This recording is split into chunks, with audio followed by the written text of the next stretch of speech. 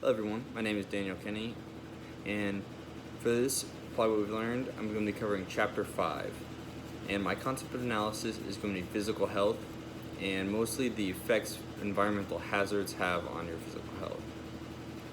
So physical health goes hand in hand with social class, as the higher your class, normally the better health care you can afford and the better options you're going to have when it comes to hazards. And so environmental hazards are really they're really out of people's control, and in certain low income areas, you only have McDonald's or like a bunch of fast food restaurants and lower quality grocery stores aren't gonna have as healthy of foods, and these can definitely be very impactful. Same thing with like hospitals and other care like that. So the experience I'm going to be applying this to is actually the difference between my father and I. He grew up definitely in a lower income area than I did, and I'm very, very blessed that I've been able to grow up where I have, and him be able to provide, even though his family was not able to provide the same for him. So I'm going to be using that experience. And so I started applying this because I really started to appreciate my own, like what it is that I have, and I would like to provide for my own family one day and give and not have these same issues for them. So some of the environmental hazards that affected my father were he grew up in a lower income area, and so he was not able to go to the doctor or the hospital as much. Definitely, it was a lot more just rub some dirt in it kind of thing. And when I was younger, my parents would have taken me for pretty much anything. If stubbed my toe, they would have taken me if I needed to, and I was very blessed like that. And he was definitely not. His father's much hard on him. They could not afford to go as much if needed.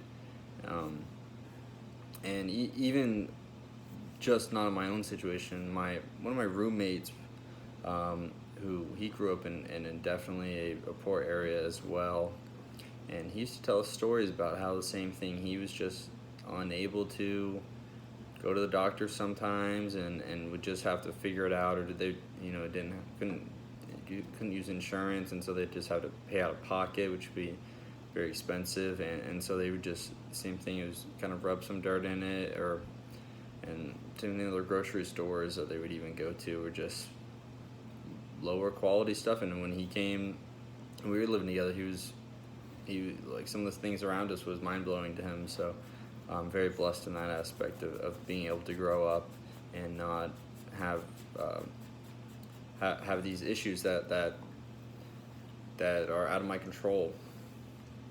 And so that's one of the biggest things about these environmental hazards, is they're only completely out of control for most individuals, because they are not the ones building these different hospitals and grocery stores and restaurants and all these different things in their area.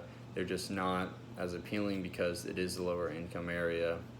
And so while I do understand that not everyone would even choose to live a healthy lifestyle, the option always needs to be available.